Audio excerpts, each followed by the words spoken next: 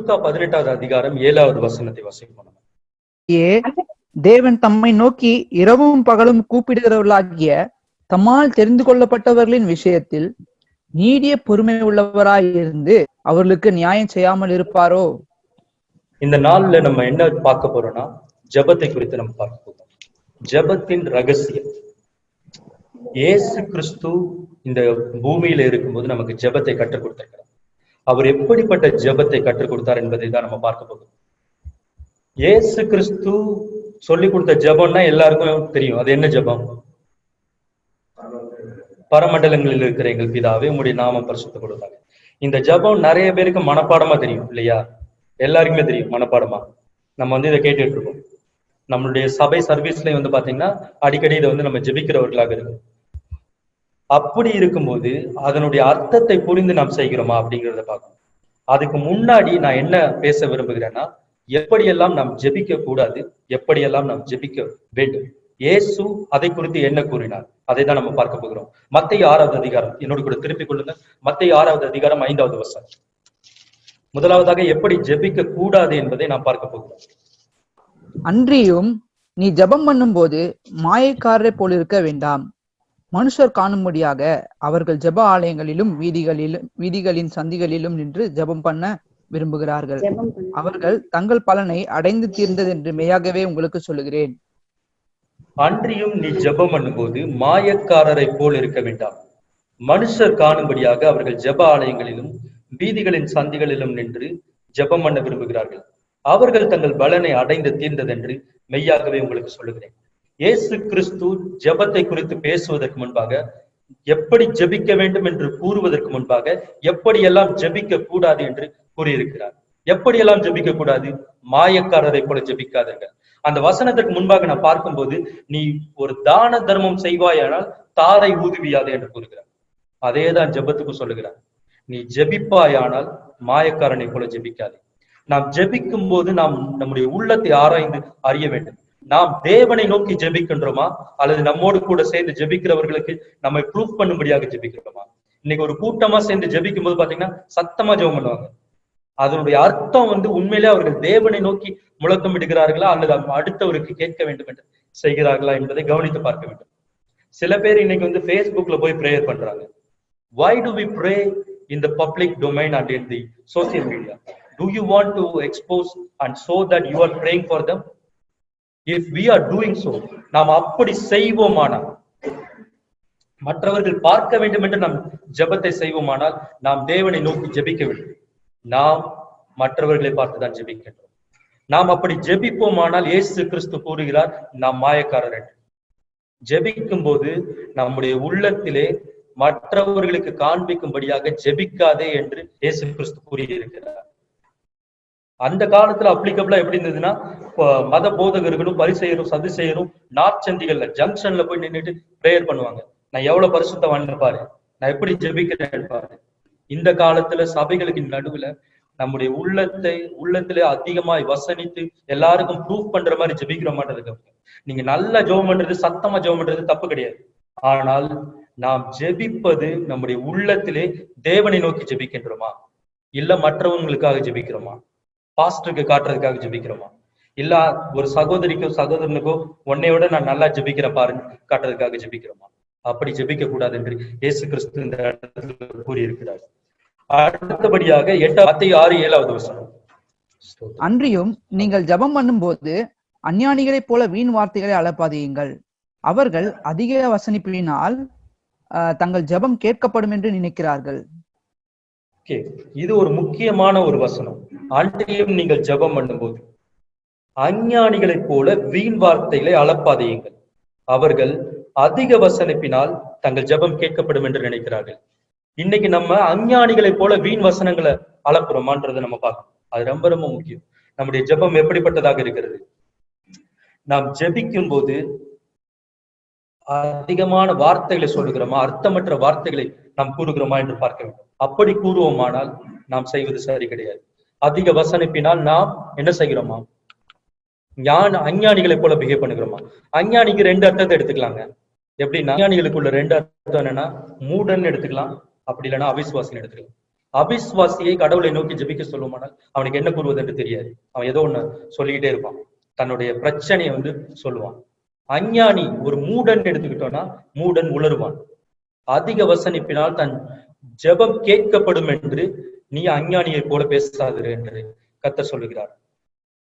நீங்க அதிகமான ஒரு சிலரை நம்ம ஜெபிக்க சொல்லும்போது, நாங்க நிறைய ஜெபங்களை செய்கிறோம். நான் இங்க இருக்கிறத சொல்லல, என்னோட ஓவரால் எக்ஸ்பீரியன்ஸ்ல நான் சொல்றேன்.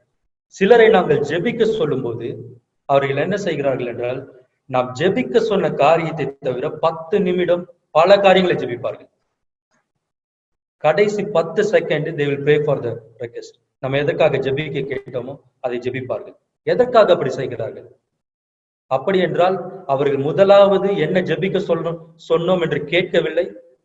இல்லாவிட்டால் அவர்கள் மற்றவர்களுக்கு காண்பிக்கும்படியாக அநேக காரியங்களை ஜெபித்து விட்டு நாம் சொன்ன காரியங்களுக்கு வருகிறார்கள். அல்லது தேவனிடத்தில் இவ்வளவு வசனம் எனக்கு தெரியும், இவ்வளவு வசனத்தை நான் சொல்றேன் அப்படின்னு சொல்லி ஜெபிக்கிறாங்க. கர்த்தர் சொல்லுகிறார், அதிக வசனிப்பினால் தன் ஜெபம் கேட்கப்படும் என்று அவர்கள் நினைத்து ஜெபிக்கிறார்கள். அவர்கள் தங்கள் பலனை அடைந்து தீர்ந்தது என்று சொல்லுகிறார். உங்களுடைய ஜெபத்திற்கு பதில் வராமலே அந்த பலன் முடிஞ்சிருச்சுன்னு கர்த்தர் சொல்லுகிறார். உயிரை கொடுத்து ஜெபிக்கிறீங்க, ஆனா அஞ்ஞானிகளை போல ஜெபிக்காதீர்கள் என்று கர்த்தர் சொல்லுகிறார். நாம் அப்படிப்பட்டவர்களா இருக்க வேண்டும். அடுத்தபடியாக பிரசங்கி 5வது அதிகாரம், பிரசங்கி 5வது அதிகாரம் 2வது வசனம் 3வது வசனத்தை படிப்போம்.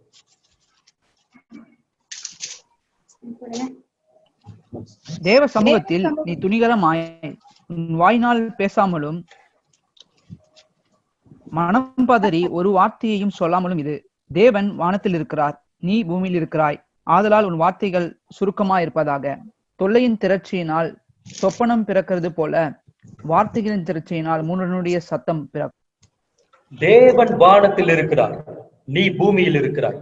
ஆதலால் உன் வார்த்தைகள் சுருக்கமாயிருப்பதாக. தேவாதி தேவன் அவர் வானத்தில் இருக்கிறார், நம் பூமியில் இருக்கிறோம். நம்முடைய ஜெபங்கள் தூதர்களால் சுமந்து செல்லப்படுகிறது. ஒரு விஷயத்த சொல்றதுக்கு நம்ம ஒரு லோடா சொன்னோம்னா அது எப்படிப்பட்ட எஃபெக்டிவா இருக்கும்? இந்த கான்சென்ட்ரேஷன் சொல்லுவாங்க இல்லையா, ஜூஸ் கான்சென்ட்ரேஷன், அதை பாத்தீங்கன்னா ஒரு சொட்டு இருக்கும், அதை ஒரு டம்ளர் தண்ணியில ஊத்திடலாம். அப்படின்னா அதோடைய கான்சென்ட்ரேஷன் குறைஞ்சிருச்சு, டைல்யூட் ஆயிடுச்சு.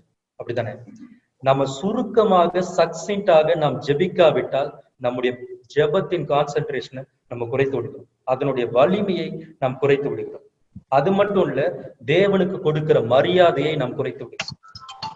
இன்னைக்கு ஜெபத்துல நாம் சுருக்கமாக டு த பாயிண்ட் இல்லாட்டினா நாம் தேவனுக்கு கொடுக்கிற மரியாதை குறைக்கிறோம். எப்படி என்று உங்களுக்கு கூறுகிறேன். நாளைக்கு நரேந்திர மோடி கூட உங்களுக்கு அப்பாயின்மெண்ட் இருக்குன்னு வச்சுக்கோங்க, நம்ம பிரைம் மினிஸ்டர் கூட, சரிங்களா? நீங்க ஒரு பெரிய கம்பெனியில ப்ராஜெக்ட் மேனேஜர் ஆகீங்க, போய் உங்க ப்ராஜெக்டுக்காக ஒரு இன்வெஸ்ட்மெண்டேஷன் கேட்க போறீங்க. அவருக்கு தெரியும், உங்க விஷயம் எல்லாம் தெரியும், ஓகே. போய் இன்வெஸ்ட்மெண்டேஷனை கேட்க போகும்போது உங்களுடைய 10 நிமிஷம் தான் உங்களுக்கு அப்பாயின்மெண்ட். நீங்க எப்படி பேசுவீங்க?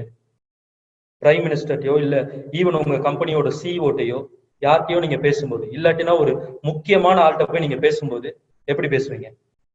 அவர்கிட்ட 10 நிமிஷம் அப்பாயின்மெண்ட் இருக்குது, போய் எப்படி பேசுவீங்க? நீங்க கம்பெனியை பத்தி ஒரு பெரிய அதிகாரிகிட்டயோ இல்ல பிரைம் மினிஸ்டர்டையோ போய் பேசும்போது எப்படி சொல்லுவோம்? துல்லியமா இருக்கும். இல்லாட்டினா இப்படி உழப்ப மாட்டோம். 1980 எங்க கம்பெனி வந்துச்சுங்க, அதுக்கப்புறம் ஒருத்தன் வேலைக்கு சேர்ந்தாங்க, அவன் எல்லாத்தையும் குளறுபடி பண்ணிட்டாங்க, அதுக்கப்புறம் இன்னொருத்தன் வந்தாங்க, இப்படி வளருவீங்களா? இல்லாட்டினா டு த பாயிண்ட், எங்களோட ப்ராஜெக்ட் இதுதான், இவ்வளவு இன்வெஸ்ட்மெண்ட் பண்ண போறோம், இதனால மக்கள் இவ்வளவு பெனிஃபிட் ஆவாங்க, கவர்மெண்ட்டுக்கு இவ்வளவு டாக்ஸ் கட்டும், இப்படி பாயிண்டா இருப்பீங்களா? ஒரு அதிகாரியிடம் பேசும்போது நம்முடைய வார்த்தைகள் துல்லியமாக இருக்க வேண்டும் என்று நாம் இத்தனை கேர்ஃபுல்லா, அதுக்கு எவ்வளவு பிராக்டிஸ் எடுத்து எவ்வளவு துல்லியமா பேசுவோம். ஏனென்றால் அந்த அதிகாரிக்கு நாம் மரியாதை கொடுக்கிறோம். நம்முடைய வார்த்தைகள் உழப்புகிற வார்த்தைகளா அலப்புகிற வார்த்தைகளா இருந்தால் நமக்கு நஷ்டம் வந்துவிடும் என்று பயத்துடன் நாம் சென்று பேசுகிறோம். தேவாதி தேவன், சர்வத்தையும் ஆளுகிறவர், அவர் மகா பரிசுத்தம் உள்ள தேவன். அவரிடத்தில் நாம் ஜெபிக்கும் போது நாம் எப்படி ஜெபிக்கின்றோம்? நம்முடைய ஜெபம், அவர் வானத்தில் இருக்கிறார், நம் பூமியில் இருக்கிறோம், ஆகிய நம்முடைய வார்த்தைகள் சுருக்கமாய் இருப்பதாக என்று கூறுகிறது. 3வது வசனம் பிரசங்கி 5:3 கூறுகிறது, தொல்லையின் திரட்சியினால் சொப்பனம் பிறக்கிறது போல வார்த்தைகளின் திரட்சியினால் மூடனுடைய சத்தம் பிறக்கும். அதிக வசனிப்பா இருக்கும் போது நாம் மூடரை போல பேசுகிறவர்களாய் கவனமாக இருக்க வேண்டும். ஜனங்களே, தேவனை பார்த்து நாம் பேசும்போது கவனமாக இருக்க வேண்டும். நம்முடைய வார்த்தைகள் பரிசுத்தமானதாய், நம்முடைய வார்த்தைகள் தேவனுக்கு மரியாதை கொடுக்கிறதாய், நம்முடைய வார்த்தைகள் காரிய சித்தியை கொடுக்கிறதாய் இருக்க வேண்டும். அப்படிப்பட்டவைகளாய் நாம் பேச வேண்டும். பிரசங்கி 5வது அதிகாரம் 1வது வசனம் 1வது வசனத்தை படிப்போம். உன் தடையை காத்துக்கொள், நடையை காத்துக்கொள். மூடர் பலியிடுவது போல பலியிடுவதை பார்க்கிலும் செவி கொடுக்க சேர்வதே நலம். தாங்கள் செய்கிறது தீமை என்று அறியாதிருக்கிறார்கள். நீ தேவாலயத்துக்கு போகும்போது உன் நடையை காத்துக்கொள். மூடர் பலியிடுவது போல பலியிடுவதை பார்க்கிலும் செவி கொடுக்க சேர்வதே நலம். செவி கொடுக்க சேர்வதே நலம். தாங்கள் செய்வது தீமை என்று அறியாதிருக்கிறார்கள். நம்ம காலையிலயோ இல்ல எப்பவோ ஜெபம் பண்ணும் போது ஒரு 10 நிமிஷம் ஜெபம் பண்றோம்னா கடகடன் பேசிட்டு ஜெபம் பண்ணி முடிச்சுட்டு வந்துடுறோமா, இல்ல கர்த்தர் சொல்லுகிறதை கேட்கறதுக்காக போகிறோமா? செவி கொடுக்க சேர்வதே நலம். நம்ம காலையில இப்ப அதிகாலையில நீங்க ஜெபிக்கிறவர்களாக இருந்தீங்களானால ஜெபிப்பதற்கு முன்பாக நீங்க வேதத்தை எடுத்து வாசிப்பீர்களானால் தேவன் உங்களோடு பேசுவார். தேவன் என்னோடு பேசவில்லை என்று கூறாதீர்கள். நீங்க வேதத்தை படிக்கும் போது உங்கள் இருதயத்தில் உணர்த்துகிற வார்த்தை அது தேவன் பேசுகிற வார்த்தை. அவர் உணர்த்துவது மட்டுமல்ல, அவர் உணர்த்தின அந்த வார்த்தைகளுக்கு நீங்கள் கீழ்ப்படுகிறீர்களா? அதுவே ஜெபம். செவி கொடுக்க சேர்வதே நலம். மூடரை போல வார்த்தையின் திரட்சியினால் தேவனோடு பேசுவதை விட தேவன் பேசுகிற ஒரு வார்த்தையை கேட்டு கீழ்ப்படிவதே நலம். நோவாவை குறித்து உங்களுக்கு தெரியும். நோவாவுடைய சரித்திரத்தை அந்த இடத்துல பழைய ஏற்பாட்டில் எடுத்து படித்தீர்களானால் அவன் அவ்வளவு பெரிய விஷயத்த 100 வருஷம் ஒரு ஷிப்பை அவர் கட்டியிருக்கிறார். ஆனா எந்த இடத்திலையுமே நோவா தேவனை நோக்கி ஜெபிக்கவில்லை. உங்களுக்கு தெரியுமா? எல்லா இடத்திலும் தேவன் நோவாவை நோக்கி, தேவன் நோவாவை பார்த்து இதை இப்படி செய் அப்படி செய் என்று சொன்னார். வேதம் கூறுகிறது நோவா தேவன் கட்டளையிட்டபடி எல்லாம் செய்தான். தேவன் சொன்ன வார்த்தையின்படியே செய்தான். தேவன் கட்டளையிட்டபடியே செய்தான். அப்படித்தான் திரும்ப திரும்ப வருகிறது. ஒரு இடத்திலும் கூட நோவா தேவனை பார்த்து இப்படி செய்யவா இல்ல அப்படி செய்யவா, என்ன செய்யணும்னு கேட்கவே இல்லை. மற்ற பரிசுத்தவான்கள் கேட்டார்கள், ஆனால் நோவா செவி கொடுக்க மட்டும்தான் செய்தான். அவனுடைய வாழ்க்கையை தேவன் ஆசீர்வாதமாக மாற்றினார். நம்ம 1000 வார்த்தைகளை கூறி ஜெபிப்பதை பார்க்கணும். தேவன் கூறிய ஒரு வார்த்தைக்கு நாம் கீழ்ப்படுகிறோமா? அவருடைய வார்த்தைக்கு செவி கொடுக்கிறோமா என்பதுதான் முக்கியம். தேவன் மகா பரிசுத்தமானவர். அவர் மகா பரிசுத்தமானவர். இது உண்மைதான், இது சத்தியம்தான். நீங்கள் கிருபையினால் ரட்சிக்கப்பட்டீர்கள். அதற்காக தேவனுக்குரிய மரியாதையை நீங்கள் குறைக்க வேண்டிய அவசியம் கிடையாது. அது நமக்கு கெடுதலாக மாறுவதற்கு உள்ள காரியங்களாக இருக்கலாம். பழைய ஏற்பாட்டில் ஒரு இடத்துல கூறுகிறது, பெத்சிமேசின் மனிதர் உடன்படிக்கை பெட்டியின் உள்ளே எட்டி பார்த்தபடியால் 50,070 பேர் அடிக்கப்பட்டார்கள். ஏன்? தேவனுடைய உடன்படிக்கை பெட்டி மகா பரிசுத்தமானது. அப்படி பெட்டிக்குள்ள பார்த்து அவர்களே மரித்து போவார்களானால் நாம் இன்று தேவனை எந்த அளவுக்கு அசட்டை பண்ணுகிறோம் அல்லது எந்த அளவுக்கு கனம் பண்ணுகிறோம்? வேதம் சொல்லுகிறது, என்னை கனம் பண்ணுகிறவர்களை நானும் கனம் பண்ணுவேன், என்னை கன ஈனம் பண்ணுகிறவர்களை நானும் கன ஈனம் பண்ணுவேன். ஏலியின் குமாரர்கள் பினகாசும் ஓத்னியும் அடிக்கப்பட்டார்கள். ஒரே நாளில் 2 பேரும் செத்தார்கள். நாம் கிருபையின் காலத்தில் இருக்கிறோம் என்பதற்காக மக்களே, என் ஜனங்களே, தேவனுக்கு பயப்படாமல் இருக்காது. கர்த்தர் நல்லவர், கர்த்தர் பெரியவர். அதே நேரத்தில் கர்த்தர் மகா பராக்கிரமம் உள்ள தேவன். ஒரு நாளிலே நியாய தீர்ப்பு என்று ஒன்று வரும். நாம் கிருபை என்று கிருபையை பற்றி கொண்டது மட்டும் இல்ல, அதே நேரத்துல நம்மை நாமே ஏமாத்தி நம்மை பாவத்துக்கு உள்ளாமல் ஆக்காமல் இருக்க வேண்டும். அப்படிப்பட்ட பரிசுத்தம் உள்ள வாழ்க்கையை தேவன் விரும்புகிறார். பவுல் தான் எழுதினார். ரோமர் 3:23-24 எழுதினார், இலவசமாய் அவருடைய கிருபையினாலே கிறிஸ்து இயேசுவில் உள்ள மீட்பை கொண்டு நீதிமான்களாக்கப்பட்டார். அதே பவுல் தான் எபிரேயர் எழுதினார். எபிரேயர் எழுதினது பவுலா இல்லையா என்று உங்களுக்கு சந்தேகம் வந்துச்சுன்னா அது பவுல் தான். எபிரேயருடைய கடைசி அதிகாரத்துல கடைசி வசனங்களை நீங்கள் பார்ப்பீர்களானால் அவர் தீமோத்தேயுவை குறித்து எழுதுகிறார். அவர் தான் இத்தாலியில் இருப்பதை குறித்து எழுதுகிறார். அதை பார்க்கும்போது இதமாக ஒரு கிளியராக நமக்கு தெரியும் அதை எழுதியது பவுல் என்று. அதே பவுல் தான் இலவசமாய் கிருபையினால் ரட்சிக்கப்படுவீர்கள் என்று சொன்ன அதே பவுல் தான் எபிரேயர்ல கூறுகிறார், பாவத்திற்கு தண்டனை வரும் என்று, மனம் திரும்பாத பாவியை கர்த்தர் தண்டிப்பார் என்று. நாம் பரிசுத்தம் உள்ளவர்களாக இருக்க வேண்டும். நம்முடைய ஜெபத்தில் தேவனை கனம் பண்ண வேண்டும். நம்முடைய ஜெபம் உலருகிறதா இருக்கக்கூடாது. நம்முடைய ஜெபம் மற்றவர்களுக்காக செய்யப்படக்கூடாது. என்னுடைய வார்த்தைகளை புரிந்து கொள்ளுங்கள். நான் மற்றவர்களுக்காக ஜெபிக்க கூடாது என்று சொல்லவில்லை. மற்றவர்கள் உங்களை காண வேண்டும் என்று ஜெபிக்க கூடாது. அப்படி செய்வோமானால் நாம் மாயக்காரர் என்று கூறுகிறார். அடுத்தபடியாக பிரசங்கி 5வது அதிகாரம் 4-5. ஓகே, அதுக்கு முன்னாடி நீதிமொழிகள் 20வது அதிகாரம் 25வது வசனம். பரிசுத்தமானதை விழுங்குகிறதும் பொருத்தனை செய்த பின்பு யோசிக்கிறதும் மனுஷனுக்கு கண்ணியாயிருக்கும். பரிசுத்தமானதை விழுங்குகிறதும் பொருத்தனை செய்த பின்பு யோசிக்கிறதும் மனுஷனுக்கு கண்ணியாயிருக்கும். இந்த ஜெபத்துல நம்ம இன்னொரு தப்பு என்ன பண்றோம்னா, நம்ம ஜெபிக்கும் போது தேவனுக்கு சில பொருத்தனைகளை செய்வோம். தேவனுக்கு பொருத்தனைகளை செய்வோமானால் அதை நிறைவேற்ற வேண்டும். நீதிமொழிகள் 20:25 சொல்லுகிறது, பரிசுத்தமானதை விழுங்குகிறது, பொருத்தனை செய்த பின்பு யோசிக்கிறதும் மனுஷனுக்கு கண்ணியாயிருக்கும். பொருத்தனை என்பது மிகவும் ஆழமாக யோசித்து சிந்தித்து நாம் எடுக்க வேண்டிய ஒரு விஷயம். நாம் ஒரு பொருத்தனையை தேவனுக்கு செய்வோமானால் அதை நிறைவேற்றி ஆக வேண்டும்.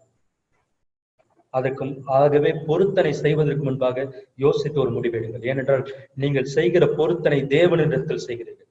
அதை நிறைவேற்றாவிட்டால் அது ஒரு விபரீதமாக முடிந்துவிடும். அது ஏன் விபரீதமாக முடியும் என்று நான் உங்களுக்கு காட்ட விரும்புகிறேன். நியாயாதிபதிகள் 11வது அதிகாரம் 30-31 வசனத்துக்கு. அப்பொழுது எப்தா கர்த்தருக்கு ஒரு பொருத்தனை பண்ணி, தேவரீர் அம்மோன் புத்திரரை என் கையில் ஒப்பு கொடுத்தால் நான் அம்மோன் புத்திரிடத்திலிருந்து சமாதானத்தோட திரும்பி வரும்போது என் வீட்டு வாசற்படியிலிருந்து எனக்கு எதிர்கொண்டு வருவது எதுவோ அது கர்த்தருக்கு உரியதாகும், அதை சர்வாங்க தகன பலியாக செலுத்துவேன் என்றான். இந்த இடத்துல எப்தாவை குறித்து பார்க்கிறோம். நிறைய பேருக்கு இந்த எப்தாவை அவ்வளவு ஞாபகம் இருக்காது, ரொம்ப ரொம்ப குறைவாக தான் மென்ஷன் பண்ணிருக்கு. ஆனா இந்த எப்தா சொல்லுகிறான், என் சத்துருக்களாகிய அம்மோன் புத்திரரை நான் ஜெயித்து சமாதானத்தோடு திரும்பி வருவேன், ஆனால் என் வீட்டு வாசல்ல இருந்து ஃபர்ஸ்ட் எது வருதோ அதை நான் சர்வாங்க தகன பலியா செலுத்துவேன் அப்படின்னு சொல்றான். அவன் ஏன் அப்படி செய்தான்? அவன் யோசிக்கவில்லை, செய்து விட்டான். அவன் வீட்டு வாசல்ல இருந்து வர ஃபர்ஸ்ட் இது நான் சர்வாங்க தகன பலியாக்குவேன் அப்படின்னு சொல்லிட்டான்.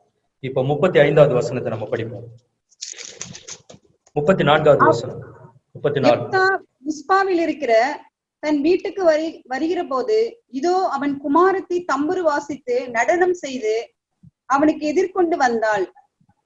அவனுக்கு ஒரே பிள்ளையானவள். அவளை அல்லாமல் அவனுக்கு குமாரனும் இல்லை, குமாரத்தியும் இல்லை. 35 படிங்க அப்படியே. அவன் அவளை கண்டவுடனே தன் வஸ்திரங்களை கிழித்துக் கொண்டு, ஐயோ என் மகளே, என்னை மிகவும் மனமடியவும் கலங்கவும் பண்ணுகிறாய். நான் கர்த்தரை நோக்கி என் வாயை திறந்து சொல்லிவிட்டேன், அதை நான் மாற்றக்கூடாது என்றான். எப்தா என்னும் ஒரு நியாயாதிபதி தேவனுக்கு பொருத்தனை செய்கிறான். நான் அம்மோன் புத்திரரை எதிர்த்து வென்று சமாதானத்தோடு வந்தால் என் வீட்டு வாசற்படியிலிருந்து வருகிற முதல் பொருள் உமக்கே என்று சொன்னான். வந்தது அவனுடைய ஒரே குமாரத்தி. அவனுக்கு குமாரனும் இல்லை, குமாரத்தியும் இல்லை. அவன் கதறி அழுகிறான், நான் செய்த பொருத்தனையினால் நான் மாட்டிக்கொண்டேனே. ஐயோ, என் வாயை திறந்து தேவனுக்கு பொருத்தனையை பண்ணிவிட்டேனே என்றான். நீங்கள் பொருத்தனையை செய்துவிட்டு ஒரு அசட்டைத்தனமாக இருக்கக்கூடாது. அடுத்தபடியாக நீங்கள் அதை தொடர்ந்து வாசிப்பீர்களானால் 2 மாதம் கழித்து அவனுடைய மகளை சர்வாங்க தகன பலியாக செலுத்துகிறான். தேவன் அவனிடத்தில் கேட்கவில்லை, உன் மகளை சர்வாங்க தகன பலியாக கொடு என்று. தேவன் நரபலியை விரும்பாத தேவன். நரபலியை செய்த அந்த கானானியரை தேவன் அழித்தார், நியாயம் தீர்த்தார். ஆனால் இந்த இடத்துல எதற்காக எப்தாவை அனுமதித்தார்? இப்படிப்பட்ட காரியத்தை செய்யும்படி. உங்களுக்காகவும் எனக்காகவும் நம்முடைய வாயை திறந்து நாம் மனம் பதறி ஒரு வார்த்தையை சொல்லி எந்த விதமான பொருத்தனையும் செய்துவிடக் கூடாது என்ற ஒரே நோக்கத்திற்காக நம்மேல் வைத்த அன்பு நிமித்தமாக தேவன் திருஷ்டாந்தமாக பழைய ஏற்பாட்டின் காலத்தில் இந்த காரியத்தை அனுமதித்தார். ஆகவே நீங்கள் ஜெபிக்கும் போது பொருத்தனை செய்வீர்களானால் யோசித்து செய்யுங்கள். அப்படி நீங்கள் பொருத்தனை செய்து விட்டால் அதை நிறைவேற்ற தாமதியாதிருங்கள். பிரசங்கி 5வது அதிகாரம் 4-5 வசனங்களை நாம் வாசிப்போம். நீ தேவனுக்கு பொருத்தனை பண்ணி கொண்டால் அதை செலுத்த தாமதியாதே. அவர் மூடரில் பிரியப்படுகிறதில்லை. நீ நேர்ந்து கொண்டதை செய். நீ நேர்ந்து கொண்டதை செய்யாமற் போவதை பார்க்கிலும் நேர்ந்து கொள்ளாதிருப்பதே நலம். இந்த வேதம் சொல்லுகிறது, நீ தேவனுக்கு ஒரு பொருத்தனை பண்ணி கொண்டால் அதை செலுத்த தாமதியாதே. இம்மீடியட்டா அதை நிறைவேற்று. தேவன் உனக்கு பதில் கொடுத்த உடனே. அவர் மூடரில் பிரியப்படுகிறதில்லை. நீ நேர்ந்து கொண்டதை செய். நீ நேர்ந்து கொண்டதை செய்யாமற் போவதை பார்க்கிலும் நேர்ந்து கொள்ளாதிருப்பதே நலம். யூதாஸுக்கு சொன்ன மாதிரிதான் சொல்றாரு அவரு. யூதாஸ் பிறக்காம இருந்தா நல்லா இருந்திருக்கும் அப்படின்னு சொல்றாரு. நீ இந்த பொருத்தனையை செய்யாமல் இருந்தால் நல்லா இருந்திருக்கும் அப்படின்னு தேவன் சொல்லுகிறார். நேர்ந்து கொண்டதை செய்யாமல் இருப்பதை பார்க்கிலும் நேர்ந்து கொள்ளாதிருப்பதே நலம். ஆகையினால இந்த காரியங்கள் எப்படியெல்லாம் ஜெபிக்க கூடாது என்று நாம் பார்த்தோம். முதலாவது, மற்றவர்கள் பார்க்கும்படி, மற்றவர்கள் பார்ப்பதற்காக ஜெபிக்காதீர்கள். இரண்டாவதாக, தேவன் வானத்தில் இருக்கிறார், நீங்கள் பூமியில் இருக்கிறீர்கள். உங்கள் வார்த்தைகள் சுருக்கமாக இருப்பதாக. தேவனுக்குரிய கனத்தை, மரியாதையை அவருக்கு கொடுங்க. மூன்றாவதாக, பொருத்தனையை யோசித்து செய்யுங்கள். இல்லாவிட்டால் பொருத்தனையை செய்யாதீர்கள், அதுவே நலமாக இருக்கிறது. இந்த சுருக்கமாக ஜெபிப்பது என்பதற்கு ஒரு சின்ன எக்ஸாம்பிள் சொல்றேன். நீங்க ஜாய்ஸ் மேயரோட வீடியோலாம் பாத்தீங்கன்னா அவர்களுடைய பிரசங்கம் 1 மணி நேரம் இருக்கும். பயங்கரமா வல்லமையா வார்த்தைகளை கொடுப்பாங்க. ஆனா அவர்கள் ஜெபிக்கும் போது 10 செகண்ட் 20 செகண்ட் தான் ஜெபிப்பாங்க. ஏனென்றால் நம்முடைய வார்த்தை சுருக்கமாக இருக்க வேண்டும். துல்லியமாக எதற்காக ஜெபிக்க வேண்டுமோ அத்தனை மட்டுமே ஜெபிப்பாங்க. நாம் அப்படியாக ஜெபிக்க கடமைப்பட்டிருக்கிறோம். நீங்கள் தேசத்திற்காக, மற்ற காரியங்களுக்காக 1 மணி நேரம் 2 மணி நேரம் ஜெபிக்க கூடாது என்று நான் கூறவில்லை. நீங்கள் ஜெபிக்க வேண்டும். ஆனால் மூடரை போல ஜெபிக்க கூடாது. துல்லியமாக சரியான வார்த்தைகளை சொல்லி ஜெபிக்க வேண்டும். நீங்கள் சுருக்கமாக சரியாக ஜெபிக்கும் போது அநேக ஜெபங்களை ஜெபிக்க உங்களுக்கு வாய்ப்பு உண்டாகும். அநேக ஜெபங்களை செய்யும் போது அநேக பதில்களை பெறுகிறவர்களாக இருப்பீர்கள். அடுத்தபடியாக நாம் பார்க்க போவது எப்படியெல்லாம் ஜெபிக்கலாம். இயேசு கிறிஸ்து கற்றுக் கொடுத்த காரியம் எப்படியெல்லாம் ஜெபிக்கலாம் என்று பார்ப்போம். மத்தேயு 6வது அதிகாரம் 6வது வசனம் எடுத்தவர்கள் வாசிக்கலாம். நீயோ ஜெபம் பண்ணும்போது உன் அறை வீட்டுக்குள் பிரவேசித்து உன் கதவை பூட்டி அந்தரங்களுக்கு இருக்கிற உன் பிதாவை நோக்கி ஜெபம் பண்ணு. அப்பொழுது அந்தரங்கத்தில் பார்க்கிற உன் பிதா வெளியரங்கமாய் உனக்கு பலனளிப்பார். நீயோ ஜெபம் பண்ணும்போது உன் அறை வீட்டுக்குள் பிரவேசித்து உன் கதவை பூட்டி அந்தரங்கத்தில் இருக்கிற உன் பிதாவை நோக்கி ஜெபம் பண்ணு. இதுக்கு என்ன அர்த்தம்னா, முதல்ல நம்ம கண்ணை மூடணும். சில பேர் கண்ணை திறந்துட்டு ஜெபிக்கிறேன்னு. கண்ணை மூடும் போதுதான் நம்முடைய உள்ளத்தை மூடும். உள்ளத்தை மூடினதுக்கு அப்புறமும் நம்ம யாரை பார்க்கிறோங்கிறது கவனமா இருக்கணும். நம் கண்களையும் உள்ளத்தையும் மூடி நம்முடைய ஆவியின் கண்களால் பிதாவை நோக்கி உண்மையுள்ளவர்களாய் ஜெபிக்க வேண்டும். நான் ரொம்ப நாளைக்கு முன்னாடி காலேஜ் முடிச்ச டைம்ல ஒரு படம் பார்த்தேங்க. படம் பேர் வந்து ப்ரூஸ் ஆல்மைட்டி. சரிங்களா, நிறைய பேர் பார்த்துருப்பீங்கன்னு நினைக்கிறேன். ரொம்ப ஒரு ஃபன்னான படம். அதுக்காக இப்ப போய் பார்க்காதீங்க. ஏன்னா நம்ம எல்லாம் ரட்சிக்கப்பட்டு கிறிஸ்துவுக்குள்ள வந்தது. ஆனா அதுல ஒரு காரியம், அந்த படத்துல நான் பார்த்த ஒரு காரியம் என் சிந்தையை விட்டு போக வேண்டும். அந்த படத்துல என்னன்னா, கடவுள்னு ஒரு கேரக்டர் இருப்பாரு, மனுஷன் ஒருத்தர் இருப்பான். மனுஷனுக்கு வந்து கடவுள் தன்னுடைய சக்தியை கொடுப்பாரு. அதான் அந்த படத்தோட கதை. ஆனா ஒரு கட்டத்துல கடவுள் வந்து அந்த மனுஷனை பார்த்து கேட்பாரு, உனக்கு என்ன வேணும் அப்படின்னு கேட்பாரு. அவன் சொல்லுவான், இந்த இந்த உலகத்துல எல்லாரும் நல்லா இருக்கணும், ஏழைகளுக்கு எல்லாம் உதவுங்க அப்படி இப்படின்வான். தேவன் வந்து அவனை பார்த்து சொல்லுவாரு, அதுவும் ஜெபம் கிடையாது, தட்ஸ் நாட் யுவர் பிரேயர் அப்படிங்குவாரு. நீ ஜெபம் பண்ணு அப்படிங்குவாரு. அவன் திரும்ப வேற என்னமோ சொல்லுவான். நிறைய பேர் கஷ்டப்படுறாங்க அவங்களுக்கு, தட்ஸ் நாட் யுவர் பிரேயர். கடைசியா அவன்கிட்ட கேட்பாரு, நீ நீ உன் ஹார்ட்ல இருந்து பண்ணு அப்படின்னு. எனக்கும் என் மனைவிக்கு நிறைய பிரச்சனை இருக்கு ஆண்டவரே, எனக்கு உதவி செய்யுங்க. என் குடும்பத்துல இவ்வளவு ப்ராப்ளம் இருக்கு, எனக்கு உதவி செய்யுங்க அப்படிங்கிற ஜெபம் என்னது? அவனுடைய உள்ளத்தின் ஆழத்திலிருந்து அவன் ஜெபிக்கிறான். நீங்கள் தேவனை தொட வேண்டுமானால், தேவன் உங்கள் ஜெபத்தை கேட்க வேண்டுமானால், உங்களுடைய உள்ளத்தின் ஆழத்திலிருந்து ஜெபிக்க வேண்டும். உண்மையாய் கருத்தாய் தேவனை தொடுகிற விதத்திலே பரிசுத்தமாய் உங்கள் உள்ளத்திலிருந்து அந்த ஜெபம் எழும்ப வேண்டும். நீங்கள் தேசத்திற்காக ஜெபிக்க வேண்டாம் என்று நான் கூறவில்லை. தேசத்திற்காக நீங்கள் ஜெபிக்கும் போது உங்கள் உள்ளத்தின் ஆழத்திலிருந்து ஜெபிங்க. தேவனுடைய ராஜ்யத்திற்காக ஜெபிங்கள். நீங்கள் உள்ளத்தின் ஆழத்திலிருந்து ஜெபிக்கும் போது அந்த ஜெபம் கேட்கப்படும். தேசம் ரட்சிப்பை அடையும், தேவனுடைய ராஜ்யம் கட்டப்படும். மற்ற எல்லா காரியங்களுக்கும் நீங்கள் ஜெபிக்கிற ஜெபம் அந்த ரங்கத்தில் உங்கள் உள்ளத்தின் ஆழத்தில் பார்க்கிற பிதா வெளியரங்கமாய் பதிலளிக்கும்படியான ஜெபமாக இருக்க வேண்டும். அடுத்தபடியாக 6வது அதிகாரம் 8வது வசனத்தை படிப்போம். மத்தேயு 6:8. உங்கள் பிதாவை நோக்கி நீங்கள் வேண்டிக் கொள்கிறதற்கு முன்னமே உங்களுக்கு இன்னது தேவை என்று அவர் அறிந்திருக்கிறார். உங்களுக்கு இன்னது தேவை என்று அவர் அறிந்திருக்கிறார். நம்ம ஜெபிக்கிறதுக்கு முன்னாடியே தேவனுக்கு நம்ம என்ன தேவைன்னு தெரியுமா? அதுக்குதான் அந்த முன்னாடி வசனத்துல சொல்லியிருக்கிறாரு, அஞ்ஞானிகளை போல வீண் வார்த்தைகளை அளப்பாதீர்கள், அதிக வசனிப்பினால் ஜெபம் கேட்கப்படும் என்று எண்ணாதீர்கள். தேவனுக்கு என்னுடைய தேவை தெரியும் என்று அறிவுடன் சென்று பேச வேண்டும். இப்ப உங்க பாஸ்ட நீங்க லீவ் கேட்க போறீங்க, மேரேஜுக்காக போறீங்க, இல்ல பொண்ணு மேரேஜ் இல்ல உங்களோட மேரேஜ் இருக்குன்னா உங்க பாஸுக்கு தெரியுமோ? நல்லா தெரியும். அப்படின்னு இருக்கப்ப உங்க பாஸ்ட போய் நீங்க அரை மணி நேரம் எக்ஸ்பிளைன் பண்ணுவீங்களா? எனக்கு லீவு வேணும்னு எக்ஸ்பிளைன் பண்ண மாட்டீங்க. எனக்கு மேரேஜுக்காக நான் போறேன் பாஸ், மேனேஜர் சார் எனக்கு கொடுங்க லீவு அவ்வளவுதான், சிம்பிளா தான் கேட்பீங்க. அவரும் அப்ரூவ் பண்றாரு. தேவன் உங்களுடைய காரியங்களை தெரிந்திருக்கும் போது அதை அளப்பாமல் பிரச்சனைகளை பெரிதாக ஜெபத்துல பிரச்சனையை பெருசாக்கி காட்டாதீங்க. பிசாசை பெரியவன் ஆக்காதீர்கள் உங்க ஜெபத்துல. அதே போல ஜெபிக்கும் போது பிதாவை மட்டும்தான் நோக்கி ஜெபிக்க வேண்டும். பிசாசை பார்த்து ஜெபிக்காதீங்க. ஜெபிக்கிறேன் என்ற ஜெபத்தில் போய்விட்டு பிசாசை பார்த்து உன்னை கட்டுகிறேன், துடைக்கிறேன், தொலைக்கிறேன், எரிக்கிறேன் 1/2 மணி நேரம் பேசணும்னா யாருக்கிட்ட நம்ம ஜெபிக்கிறோம்? பிசாசு கிட்ட ஜெபிக்கிறோமா, தேவனிடத்துல ஜெபிக்கிறோம்? எச்சரிக்கையாக இருக்க வேண்டும். பிசாசை உயர்த்தக்கூடாது. பிசாசு அவன் தேவனுக்கு சமமானவன் அல்ல. இன்ஃபேக்ட் அவன் நமக்கு கூட சமமானவன் அல்ல.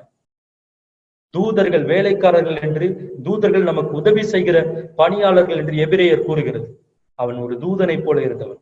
அவன் ஒரு வேலைக்காரனுக்கு சமம்.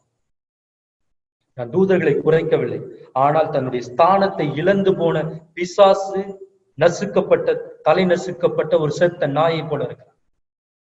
அவனை தேவனுக்கு சமமாக நம்முடைய ஜெபத்தில் உயர்த்தாது இருக்க வேண்டும். நம்முடைய ஜெபம் தேவனை நோக்கி கருத்தாய், உண்மையாய், சுருக்கமாய், துல்லியமாக இருக்க வேண்டும். எலியா என்பவன் தேவனை நோக்கி கருத்தாய் ஜெபம் பண்ணினான். அப்பொழுது 3 வருடமும் 6 மாதமும் மழை பெய்யவில்லை என்று யாக்கோபு 5வது அதிகாரம் 17-18வது வசனம் கூறுகிறது. நம்முடைய ஜெபம் கருத்தாக இருக்க வேண்டும். கருத்தாக இருக்கும்போது, நம்முடைய உள்ளத்தின் ஆழத்தில் இருந்து இருக்கும்போது அதற்கு பதில் வருகிறதா இருக்கிறது. அடுத்தபடியாக திருப்பிக் கொள்வோம். மத்தேயு 7வது அதிகாரம் 7-8 வசனங்கள். கேளுங்கள், அப்பொழுது உங்களுக்கு கொடுக்கப்படும். தேடுங்கள், அப்பொழுது கண்டடைவீர்கள். தட்டுங்கள், அப்பொழுது உங்களுக்கு திறக்கப்படும். ஏனென்றால் கேட்கிறவன் எவனும் பெற்றுக்கொள்கிறான், தேடுகிறவன் கண்டடைகிறான், தட்டுகிறவனுக்கு திறக்கப்படும். அடுத்தபடியாக நான் சொல்ல விரும்புவது கர்த்தர் வெளிப்படுத்தின காரியங்கள். சோர்ந்து போகாமல் ஜெபிக்க வேண்டும். நாம் ஒரு காரியத்தை ஜெபிப்போமானால் அதற்கு பதில் வரும் வரை ஜெபித்துக் கொண்டே இருக்க வேண்டும். சிலருடைய வாழ்க்கையில பயங்கரமான பிரச்சனைகள் இருக்கும். பல ஆண்டுகளாக திருமணம் ஆகாமல் இருக்கும். பல ஆண்டுகளாக குழந்தை பிரச்சனை இருக்கலாம். பல ஆண்டுகளாக சிலருக்கு பிரச்சனை இருக்கும். காரணம் என்ன தெரியுமா? அவர்கள் ஜெபிப்பதை சில சமயங்கள்ல சோர்ந்து போய் நிறுத்தி விட்டுருக்கலாம். ஜெபிப்பதில் விசுவாசத்தை விட்டிருக்கலாம். இந்த வசனம் மத்தேயு 7வது அதிகாரம் 7-8 வசனத்தை ஆம்பிளிஃபைட் பைபிள்ல பார்த்தோம்னா அப்படி எழுதியிருக்கிறது. கேளுங்கள், கேட்டுக்கொண்டே இருங்கள். தேடுங்கள், தேடிக்கொண்டே இருங்கள். தட்டுங்கள், தட்டிக்கொண்டே இருங்கள். Ask and keep on asking. Seek and keep on seeking. Knock and keep on knocking என்று ஆம்பிளிஃபைட் வேதத்தில் எழுதியிருக்கிறது. நாம் அப்படிப்பட்ட ஜெபங்களை செய்கிறோமா? கேட்டுக்கொண்டே இருக்கின்றோமா? பதில் வரும் வரை நாம் கேட்டுக்கொண்டே இருக்கிறோமா? பதில் கதவுகள் திறக்கப்படும் வரை, வாசல்கள் திறக்கப்படும் வரை நாம் தட்டி கொண்டே இருக்கின்றோம். தரிசனங்கள் கிடைக்கும் வரை, தேவனுடைய காரியங்கள் நிறைவேறும் வரை, நம்முடைய வாழ்க்கையை குறித்த தரிசனங்கள் கிடைக்கும் வரை நாம் தேடிக்கொண்டே இருக்கிறோமா? அப்படியாக நாம் விட்டு கொடுக்காமல், அப்படியாக தொடர்ந்து நாம் செய்வோமானால் தேவன் பதில் தருகிறவராக இருக்கிறார். லூக்கா 11வது அதிகாரம் 8வது வசனத்தை. பின்பு தனக்கு அவன் சிநேகிதனாய் இருக்கிறது நிமித்தம் எழுந்து அவனுக்கு கொடாவிட்டாலும் தன்னிடத்தில் அவன் வருந்தி கேட்கிறது நிமித்தமாவது எழுந்திருந்து அவனுக்கு தேவையானதை கொடுப்பான் என்று உங்களுக்கு சொல்லுகிறேன். இந்த காரியம் என்னன்னா, ஒரு சிநேகிதன் இடத்துல மிட் நைட்ல போய், எனக்கு என்னோட ஃப்ரெண்டு ஊர்ல இருந்து வந்திருக்காங்க, அப்பம் கொடுங்கன்னு இன்னொரு ஃப்ரெண்ட்ட கேட்க மிட் நைட்ல கதவை தட்டி, அவன் கொடுக்க மாட்டேன்னு கதவை பூட்டிட்டான். அந்த வசனம் சொல்லுகிறது, பின்பு தனக்கு அவன் சிநேகிதனாய் இருக்கிறது நிமித்தம் எழுந்து அவனுக்கு கொடாவிட்டாலும் தன்னிடத்தில் அவன் வருந்தி கேட்கிறது நிமித்தமாவது எழுந்திருந்து அவனுக்கு தேவையானதை கொடுப்பான். இதுக்கு என்ன அர்த்தம்னா, தேவனிடத்துல கேட்பதற்கு நாம் வெட்கப்படக்கூடாது. எந்த காரியமானாலும், நம்முடைய சொந்த காரியங்களானாலும், அடுத்தவர்களுக்காக ஜெபிப்பதானாலும், ஈவன் இந்த கொரோனா 3 மாதமாக நாம் ஜெபிக்கின்றோம், பதில் வந்ததாக தெரியவில்லை. வெட்கப்படாதீர்கள். வெட்கப்படாமல் கேட்டுக்கொண்டே இருக்க வேண்டும். என் தேசத்தை விடுதலையாக்கும், என் சபையை காத்திடும், என் குடும்பத்தை காத்திடும், இந்த கொரோனா அழிக்கப்பட வேண்டும் என்று நாம் தொடர்ந்து கேட்டுக்கொண்டே இருக்க வேண்டும். வெட்கப்படாமல் கேட்டுக்கொண்டே இருக்க வேண்டும். பதில் வரும் வரை கேட்டுக்கொண்டே இருக்க வேண்டும். அப்படி கேட்கும்போது தேவன் பதிலை தருகிறார். சுவிசேஷத்திலே நாம் வாசித்தோம், லூக்கா 18:7. அந்தபடியே தேவன் தம்மை நோக்கி இரவும் பகலும் கூப்பிடுவர்களாகிய தம்மால் தெரிந்து கொள்ளப்பட்டவர்களின் விஷயத்தில் நீடிய பொறுமையுள்ளவர்களாய் இருந்து அவர்களுக்கு நியாயம் செய்யாமல் இருப்பாரோ? அந்தபடியே தம்மை நோக்கி இரவும் பகலும் நோக்கி வேண்டிக் கொள்ளுகிறவர்களுக்கு தேவன் நீடிய பொறுமையுள்ளவராயிருந்து நியாயம் செய்யாமல் இருப்பாரோ? தேவன் ஒரு நாளும் நம்முடைய ஜெபத்தை நிராகரிக்கிறவர் அல்ல. நாம் ஜெபிக்கும் போது அவர் பதிலை தருகிறவராயிருக்கிறார். சிலருக்கு ஒரு நாள்ல வரலாம், சிலருக்கு ஒரு நிமிஷத்துல வரலாம், சிலருக்கு ஒரு மாதம் ஆகலாம், சிலருக்கு வருடங்கள் ஆகலாம். ஆனால் தேவன் பதிலை தருகிறவராயிருக்கிறார். தேவன் பதிலை தரும்போது அது நாம் எதிர்பார்த்திராத வகையில் அற்புத விதமாய் சூப்பர் நேச்சுரலாக இருக்கும். அப்படிப்பட்ட தேவன் தான் நம்முடைய தேவன். சில காலங்கள் கழித்து அந்த பதில் ஏன் லேட் ஆயிடுச்சுன்னு பார்க்கும்போது அது ஒரு மிகப்பெரிய ஆசீர்வாதமாக இருக்கும். தேவனிடத்தில் நாம் பொறுமையா இருக்க வேண்டும். கர்த்தர் நீடிய பொறுமையுள்ளவராயிருந்து நியாயத்தை செய்கிறவராயிருக்கிறார். அப்படிப்பட்டவர் தான் நம்முடைய தேவன். லூக்கா 18வது அதிகாரத்துல 1வது வசனத்தை மீண்டுமாக படிப்போம். லூக்கா 18:1. சோர்ந்து போகாமல் எப்பொழுதும் ஜெபம் பண்ண வேண்டும் என்பதை குறித்து அவர்களுக்கு அவர் ஓமையை சொன்னார். சோர்ந்து போகாமல் எப்பொழுதும் ஜெபம் பண்ண வேண்டும் என்பதை குறித்து அவர்களுக்கு ஒரு ஓமையை சொன்னார். அந்த ஓமை என்னவென்று 18வது அதிகாரத்துல 2 முதல் 5வது வசனம் வரைக்கும் படிப்போம். ஒரு பட்டணத்திலே ஒரு நியாயாதிபதி இருந்தான். அவன் தேவனுக்கு பயப்படாதவனும் மனுஷரை மதியாதவனுமாய் இருந்தான். அந்த பட்டணத்திலே ஒரு விதவையும் இருந்தாள். அவள் அவனிடத்தில் போய், எனக்கும் என் எதிராளிக்கும் இருக்கிற காரியத்தில் எனக்கு நியாயம் செய்ய வேண்டும் என்று விண்ணப்பம் பண்ணினாள். வெகு நாள் வரைக்கும் அவனுக்கு மனதில்லாதிருந்தது. பின்பு அவன், நான் தேவனுக்கு பயப்படாமலும் மனுஷரை மதியாமலும் இருந்தும் இந்த விதவை என்னை எப்பொழுதும் தொந்தரவு செய்கிறபடியினால் இவள் அடிக்கடி வந்து என்னை அலட்டாதபடி அவளுக்கு நியாயம் செய்ய வேண்டும் என்று தனக்குள்ளே சொல்லிக் கொண்டான் என்றார். கர்த்தருக்கு ஸ்தோத்திரம். இந்த இடத்துல ஒரு விதவை ஒரு அநியாயமான நீதிபதியிடம் போய் கேட்கிறார், தனக்கு நியாயம் கிடைக்க வேண்டும் என்று. அவ எப்படி கேட்டா அப்படிங்கிற விதத்தை இந்த 5வது வசனத்துல நான் மீண்டுமாக வாசிக்கிறேன். இந்த விதவை என்னை எப்பொழுதும் தொந்தரவு செய்கிறபடியினால், நல்ல கவனிங்க, எப்பொழுதும் தொந்தரவு செய்கிறபடியினால் இவள் அடிக்கடி வந்து என்னை அலட்டாதபடிக்கு, அடிக்கடி வந்து என்னை அலட்டாதபடி இவளுக்கு நியாயம் செய்ய வேண்டும். நமக்கு பதில் வரலைன்னா சோர்ந்து போய் அவிசுவாசத்தோடு விட்டு விடக்கூடாது. இந்த விதவையை போல நாம் எப்பொழுதும் தேவனிடத்தில் கேட்க வேண்டும். நாம் அடிக்கடி தேவனிடத்தில் கேட்க வேண்டும். என்னுடைய வாழ்க்கையில பல காரியங்கள்ல கர்த்தர், என்னுடைய பல காரியங்கள்ல இருளான சூழ்நிலைகள்ல தேவனை விட்டு நான் விலகவே மாட்டேன். அந்த டைம்ல கேட்டுக்கிட்டே இருப்பேன், கர்த்தாவே என்னை வெளியே கொண்டு வாங்க. ரீசெண்டா என்னுடைய 2வது குழந்தைக்கு ஒரு சின்ன ஆக்சிடென்ட் ஆச்சு, ஆபரேஷன் பண்ணணும். பயங்கரமான இருளான சூழ்நிலை. அநேகர் ஜெபித்தீர்கள், அதற்காக உங்களுக்கு நன்றி செலுத்துகிறேன். அந்த சூழ்நிலை எங்களால என்ன பண்றதுன்னே தெரியல, எல்லா பக்கமும் இருட்டா இருந்தது. ஆனா எங்க உள்ளத்துல தேவனை நோக்கி கேட்டுக்கொண்டே இருந்தோம், கர்த்தாவே எங்களை காப்பாற்றுங்க, கர்த்தாவே இந்த இருளான சூழ்நிலையிலிருந்து எங்களை வெளியே கொண்டு வாங்க. நாங்கள் கேட்டுக்கொண்டே இருந்தோம், எப்பொழுதும் அவரை அலட்டி கொண்டே இருந்தோம். எங்க குழந்தை அந்த காரியத்திலிருந்து மீண்டு சுகத்தோடு வந்து கர்த்தருக்கு மகிமையாய் வாழுகிற வரையை நாங்கள் கேட்டுக்கொண்டே இருந்தோம். இன்று தேவன் சுகமாக்கினார், கொண்டு வந்தார். கர்த்தருடைய நாமத்திற்கே மகிமை உண்டாகட்டும். இப்படியாக நாம் ஜெபிக்க வேண்டும், சோர்ந்து போகாமல் ஜெபிக்க வேண்டும். லூக்கா 18:6-7. பின்பு கர்த்தர் அவர்களை நோக்கி, அநீதியுள்ள அந்த நியாயாதிபதி சொன்னதை சிந்தித்து பாருங்கள். அந்தபடியே தேவன் தம்மை நோக்கி இரவும் பகலும் கூப்பிடுவர்களாகிய தம்மால் தெரிந்து கொள்ளப்பட்டவர்களின் விஷயத்தில் நீடிய பொறுமையுள்ளவராயிருந்து அவளுக்கு நியாயம் செய்யாமல் இருப்பாரோ? ஆகையினால நம்ம இரவும் பகலும் பதில் வரும் வரை ஜெபிக்க வேண்டும். எப்படி ஜெபிக்க வேண்டும் என்று நாம் பார்த்தோம். பிதாவை நோக்கி, அந்தரங்கத்தில் பார்க்கிற பிதாவை நோக்கி நாம் முழங்கால் படியிட்டு ஜெபிக்க வேண்டும். அடுத்தபடியாக வெட்கப்படாமல் ஜெபிக்க வேண்டும். காரை ஊதுவியாமல் ஜெபிக்க வேண்டும். வீண் வார்த்தைகளை அளப்பாமல் கர்த்தர் நம்முடைய தேவைகளை அறிந்திருக்கிறார் என்று அறிவுடன் ஜெபிக்க வேண்டும். சோர்ந்து போகாமல் இடைவிடாமல் ஜெபிக்க வேண்டும்.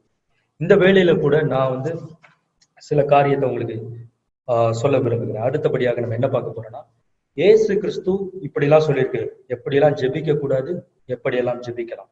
அடுத்தபடியாக இயேசு மத்தேயு 6வது அதிகாரம் 9வது வசனத்தை எடுத்துக்கொள்வோம். இதை யாரும் படிக்க வேணாம், நானே உங்களுக்கு சொல்றேன். அந்த வசனத்துடைய ஆரம்பம் இப்படியாக கூறுகிறது, நீங்கள் ஜெபம் பண்ண வேண்டிய விதமாவது. நம்ம பைபிளை படிக்கும்போது கடகடன்னு படிச்சுட்டு போயிடக்கூடாது. எல்லாரும் படிக்கிறோம், பைபிளை 3 தடவை 4 தடவை படிக்கிறோம், பல தடவை படிச்சிடும். It's good. ஏனென்றால் தேவனுடைய வார்த்தை ஜீவனாயும் ஆவியாயும் இருக்கிறது. ஆனால் தேவனுடைய வார்த்தையை நிறுத்தி நிதானமுடன் அதை தியானித்து படிக்க வேண்டும். ஒவ்வொரு வார்த்தையிலும் தேவனுடைய ஜீவன் இருக்கிறது. இந்த முதல் வார்த்தை எடுத்துக்கோ, நீங்கள் ஜெபம் பண்ண வேண்டிய விதமாகும். அப்படிதான் இயேசு கிறிஸ்து சொல்லிட்டு, நீங்க இந்த ஜெபத்தை பண்ணுங்கன்னு சொல்லுங்க கர்த்தர். நீங்கள் இந்த பேட்டர்ன்ல ஜெபம் பண்ணுங்கன்னு தான் கர்த்தர் சொல்லுங்க. ஜெபம் பண்ண வேண்டிய விதமாகும். நம்முடைய ஜெபம் இப்படிதான் இருக்க வேண்டும் என்று இயேசு சொல்லியிருக்கிறார். ஓகே, கடந்து போவோம். முதல் வார்த்தையை படிப்போம். பரமண்டலங்களில் இருக்கிற எங்கள் பிதாவே. பரமண்டலங்களில் இருக்கிற எங்கள் பிதாவே. ஆதாம் முதல் யோவான் ஸ்நானகன் வரை யாருமே தேவனை பிதா என்று அழைத்து ஜெபிக்கவில்லை. தாவீது ஒரு இடத்துல ஜெபித்திருக்கிறார். சங்கீதத்துல சில இடங்களிலும் தீர்க்க தரிசன புஸ்தகங்களில் சில இடங்களிலும் தேவன் பிதா என்று குறிப்பிடப்பட்டிருக்கிறது. ஆனால் எந்த ஒரு பரிசுத்தவானும் எந்த ஒரு தீர்க்க தரிசியும் நாம் தேவனை நோக்கி பிதா என்று ஜெபிக்கலாம் என்று கற்றுக் கொடுக்கவில்லை. இயேசு கிறிஸ்து இந்த பூமியிலே வந்தபோது தேவனுக்கும் மனிதனுக்கும் உள்ள உறவை மாற்றினார். தேவனுக்கும் மனிதனுக்கும் உள்ள உறவை பிதா குமாரன் என்று மாற்றினார்.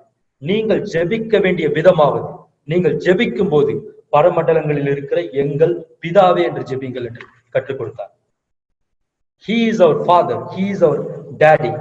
We can pray with that relationship in our mind, in our heart. நம்முடைய அப்பா கிட்ட கேட்கறதுக்கும் நம்ம பாஸ் கிட்ட கேட்கறதுக்கும் வித்தியாசம் இருக்கு இல்லையா? நமக்கு என்ன தேவை, நமக்கு எந்த காரியத்தில் பதில் தேவை, எப்படிப்பட்ட காரியங்கள் வேண்டும் என்று நம்ம அப்பா கிட்ட கேட்கறதுக்கும் நம்ம மேனேஜரை கேட்கறதுக்கு வித்தியாசம் இருக்கு இல்லையா?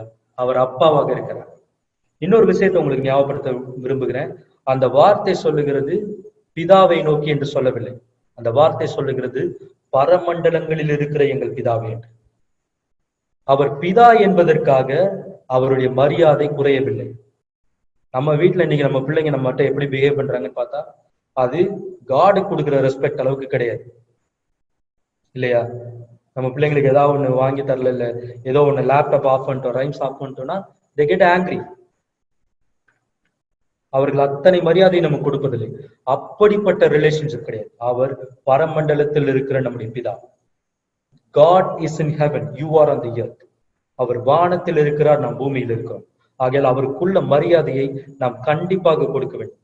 The reverential fear to God must be given in the prayer, even though he is your father and you are his son and daughter. அதுதான் இயேசு கிறிஸ்து சொல்லியிருக்கிறார். இது ஃபர்ஸ்ட் பேட்டர்ன் கர்த்தர் சொல்லிக்கிட்டாரு, கர்த்தர் நமக்கு சொல்லி இருக்கிறார். அடுத்த வார்த்தை, உம்முடைய நாமம் பரிசுத்தப்படுவதாக.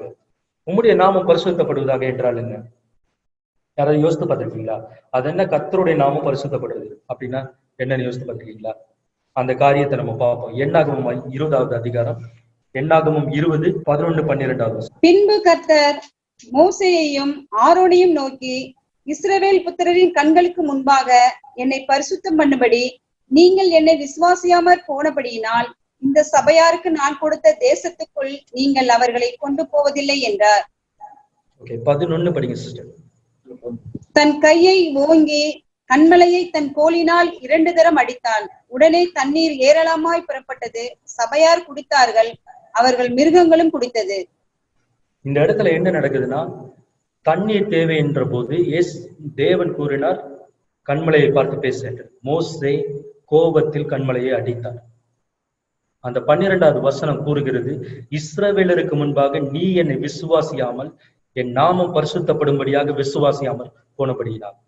தேவனுடைய நாமம் பரிசுத்தப்படுவதாக என்பதற்கு அர்த்தம் அவரை நாம் விசுவாசிப்போம்.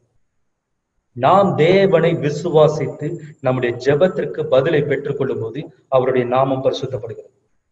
நம்முடைய ஜெபத்தில் முதல் காரியமாக நாம் கேட்க வேண்டிய விஷயம், கர்த்தாவே உம்முடைய நாமம் பரிசுத்தப்படுவதாக. அதனுடைய அர்த்தம், எனக்கு விசுவாசத்தை கொடுங்க ஆண்டவரே, நான் ஜெபிக்க போகிற இந்த காரியங்களுக்கு பதிலை கொடுங்க. அப்படி நடக்கும்போது நீர் மகிமைப்படுகிறது, அதுவே உம்முடைய நாமம் பரிசுத்தப்படுகிறது. அடுத்த வார்த்தை கூறுகிறது, அந்த மத்திய 6வது அதிகாரம் 9வது வசனத்துல 10வது வசனம், உம்முடைய ராஜ்யம் வருவதாக. முதல்ல இந்த ஃபர்ஸ்ட் வசனம் என்னன்னா, தேவனுக்கு அவருடைய மரியாதையை கொடுக்கிறோம், அவருடைய நாமத்தை உயர்த்துக்கிறோம். இப்பதான் ரெக்வெஸ்டோட போர்ஷன் ஆரம்பிக்குது. இயேசு கிறிஸ்து கற்றுக் கொடுத்த பேட்டர்ன். மீண்டுமாக சொல்லுகிறேன், இது வெறும் ஜெபம் அல்ல, இது ஜெபத்தின் விதம். இப்படி நம்முடைய ஜெபத்தை நாம் இன்றைய நாட்களில மாற்ற வேண்டிய அவசியத்தில் இருக்கும். ஏனென்றால் இது இயேசு கிறிஸ்து தேவாதி தேவனை கற்றுக் கொடுத்த பேட்டர்ன். ஓகே, முதல் ரெக்வெஸ்ட் என்ன சொல்லுகிறார்? உம்முடைய ராஜ்யம் வருவதாக. மத்தேயு 6:33 இயேசு கிறிஸ்து சொன்ன வசனம் நம்ம எல்லாருக்குமே தெரியும், அநேகருக்கு தெரியும். முதலாவது தேவனுடைய ராஜ்யத்தையும் அவருடைய நீதியையும் தேடுங்கள், அப்பொழுது இவைகள் எல்லாம் உங்களுக்கு கூட கொடுக்கப்படும். எவைகள் எல்லாம்? இந்த ஜெபத்தில் நீங்க செய்ய போகிற எல்லா காரியங்களும் உங்களுக்கு கூட கொடுக்கப்படும். எப்பொழுது? முதலாவது தேவனுடைய ராஜ்யத்தை தேடும்போது. உங்களுடைய ஜெபத்திலும் கூட முதலாவது தேவனுடைய ராஜ்யத்துக்காக ஜெபிக்க வேண்டும். ஜெபத்துல போனவொன்னு, ஆண்டவரே எனக்கு முடியல, ஆண்டவரே எனக்கு அது வேணும், எனக்கு பணம் வேணும். That's okay. I'm not telling you you cannot ask. But Jesus said, before you ask your need, ask for my kingdom. என்னுடைய ராஜ்யத்துக்காக ஜெபித்தது. தேவனே உங்களுடைய ராஜ்யம் வருவதாக. அதுதான் நம்முடைய ஜெபத்துடைய முதல் ரெக்வெஸ்டா இருக்கும். அப்படி இருக்கும்போது கர்த்தர் ராஜ்யத்தை கொண்டு வருகிறவராக இருக்கிறார். தேவனுடைய ராஜ்யத்துக்காக நாம் ஜெபித்து உண்மையை காண்பிக்கும் போது பதில் நம்முடைய ஜெபங்களுக்கு வந்துவிடும். ஏனென்றால் 6:33 அதே அதிகாரத்துலதான் கர்த்தர் சொல்லி இருக்கிறார், முதலாவது நீ என்னுடைய ராஜ்யத்தை தேடும், இவை எல்லாம் உனக்கு கூட கொடுக்கப்படும். நம்ம கேட்கிறதை விட அதிகமாக தேவன் கொடுக்கிறவராக இருக்கிறார். அடுத்த வார்த்தை சொல்லுகிறது, அடுத்த வார்த்தையை பார்க்க போகிறோம். நம்ம உம்முடைய சித்தம் பரமண்டலத்திலே செய்யப்படுகிறது போல பூமியிலேயும் செய்யப்படுவதாக. இதோடைய அர்த்தம் என்னன்னு யோசித்து பார்த்திருக்கீங்களா? உம்முடைய சித்தம் பரமண்டலத்துல செய்யப்படுகிறது போல பூமியிலையும் செய்யப்படுவதாக. நம்ம எல்லாம் ஜெபித்திருக்கிறோம், கர்த்தாவே உங்களுடைய சித்தம் என்ன? உங்களுடைய சித்தத்தின்படி ஆகிறது. தேவனோட சித்தங்க, தேவனோட சித்தம். ஆனா இயேசு சொன்னாரு, தேவனுடைய சித்தம் பரமண்டலத்துல நிறைவேறுகிற மாதிரி இந்த பூமியில நிறைவேற வேண்டும் என்று சொன்னார். அதுக்கு காரணம் என்ன? பரமண்டலத்துல பிசாசின் ஆதிக்கம் கிடையாது. பரமண்டலத்துல மனுஷனுடைய கீழ்ப்படியாமை கிடையாது. பரமண்டலத்திலே எல்லா தூதர்களும் தேவனுடைய சொற்படி செய்வார்கள். பிசாசுக்கு எந்த அதிகாரமும் கிடையாது பரலோகத்தில். அவனுக்கு அதிகாரம் பூலோகத்தில் தான் கொடுக்கப்பட்டது. அதையும் இயேசு கிறிஸ்து சிலுவையிலே பறித்துக் கொண்டார். ஆனால் மனிதர்களுடைய கீழ்ப்படியாமை இந்த பூலோகத்தில் இருக்கிறது. இன்று தேவன் உங்களுக்கு ஒரு காரியத்தை சொல்வாரானால் நீங்கள் இம்மிடியட்டாக உபை பண்ணுகிறவர்களாக இருப்பீர்களா? தேவன் சொன்னவுடன் நாம் செய்வதில்லை. அதை குறித்து யோசிக்கின்றோம், ஜெபிக்கின்றோம், உபவாசிக்கின்றோம், அப்புறம் அதை தள்ளி போடுறோம். தேவனுடைய சித்தம் நிறைவேற தாமதமாகிறது. அதற்காக தான் இயேசு சொன்னார், உம்முடைய சித்தம் அது பரமண்டலத்தில் செய்யப்படுகிறது போல பூமியிலேயும் செய்யப்படுவதாக என்று நாம் ஜெபிக்க வேண்டும். ஜெபத்தை சொல்லவில்லை, ஆனால் நம்முடைய ஜெபத்திலே இந்த ஜெபம் இருக்க வேண்டும் என்று கூறியிருக்கிறார். முதலாவது அவருடைய ராஜ்யம், இரண்டாவது அவருடைய சித்தம் அது பரமண்டலத்தில் செய்யப்படுகிறது போல பூமியிலே செய்யப்பட வேண்டும். அப்படியாக நாம் ஜெபிக்க வேண்டும். மூன்றாவதாக அடுத்த காரியத்தை பார்ப்போம். எங்களுக்கு வேண்டிய ஆகாரத்தை இன்று எங்களுக்கு தாரும். சிலருக்கு இது சிரிப்பா இருக்கும். இப்ப சிரிக்கல நீங்க, ஆனா ஆழமா யோசித்து பாத்தீங்கன்னா, நான் தான் வேலை பார்க்கிறேன், 1.5 லட்சம் ரூபாய் சம்பளம், 1 லட்சம் சம்பளம், சில 3 லட்சம் சம்பளம் அப்படின்றீங்க. இல்ல நான் இந்தியால இருக்கிறேன், ரேஷன் கடையில ஃப்ரீயா சாப்பாடு கிடைக்கும், அது என்ன தேவன்கிட்ட போய் கேட்கறது அப்படின்னு சிரிப்பு வரலாம். இல்ல ஒரு அஞ்ஞானி பார்த்தானா சிரிக்கலாம். அவன் ஏற்கனவே பணக்காரப்பா, அவன் போய் கடவுள்கிட்ட சாப்பாடு கேட்டுட்டு இருக்கான்னு சிரிக்கலாம். இதற்கு என்ன அர்த்தம் என்று உங்களுக்கு தெரியுமா? எங்களுக்கு வேண்டிய ஆகாரத்தை இன்று எங்களுக்கு தாரும். ஆகாரம் என்பது ஆதாரம். நம்மிடத்தில் எல்லா பொருள்களும் எல்லா செல்வங்களும் இருந்தாலும் என் உயிருக்கு ஆதாரம் என் தேவன். நாம் இந்த வார்த்தையை கூறும்போது, தேவனை நீரே என் ஆதாரம், என்னுடைய உணவுக்கு நீரே ஆதாரம், என்னுடைய உயிருக்கும் என்னுடைய உடல் சுகத்திற்கும் நீரே ஆதாரம் என்று அறிவிக்கின்றோம். எங்களுக்கு வேண்டிய ஆகாரத்தை இன்று எங்களுக்கு தாரும். அதை இன்னொரு ரீதியில எடுத்துக்கலாம்னா, நீங்க முதலாவது ராஜ்யத்திற்காகவும் தேவனுடைய சித்தத்திற்காகவும் ஜெபித்த பின் இந்த இடத்துல என்ன அர்த்தம்னா, உங்களுடைய தேவைகளுக்காக ஜெபிக்க கூறுகிறார். இயேசு கிறிஸ்து சொன்ன பேட்டர்ன்ல, அவர் சொன்ன பேட்டர்ன் ஆஃப் பிரேயர்ல kingdom first and his will second, அந்த third thing is your request. உங்களுடைய சொந்த தேவைகளுக்காக, எனக்கு சுகம் வேண்டும், எனக்கு பலன் வேண்டும், எனக்கு பொருளாதாரம் வேண்டும், என்னுடைய தேசம் ரட்சிக்கப்பட வேண்டும், என்னுடைய நண்பர்கள் ரட்சிக்கப்பட வேண்டும், அவர்களுக்கு சுகம் வேண்டும், சபை ஆசீர்வதிக்கப்பட வேண்டும். இந்த எல்லா காரியங்களையும் இந்த ஒரு ஜெபத்துல தேவன் வைத்திருக்கிறார். எங்களுக்கு வேண்டிய ஆகாரத்தை இன்று எங்களுக்கு தாரும். அப்படி நாம் ஜெபிக்கிறதுடைய அர்த்தம், we have to pray our request in that position. இயேசு கிறிஸ்து சொன்ன பேட்டர்ன் மீண்டுமாக நான் உங்களுக்கு தெளிவாக கூறுகிறேன். இது ஜெபம் அல்ல, இது பேட்டர்ன் ஆஃப் பிரேயர். இப்படிதான் நம்முடைய ரெக்வெஸ்ட இந்த இடத்துல வைக்க வேண்டும் என்று இயேசு கிறிஸ்து கூறியிருக்கிறார். அடுத்தபடியாக 12வது வசனம், எங்கள் கடனாளிகளுக்கு நாங்கள் மன்னிக்கிறது போல எங்கள் கடன்களை எங்களுக்கு மன்னி.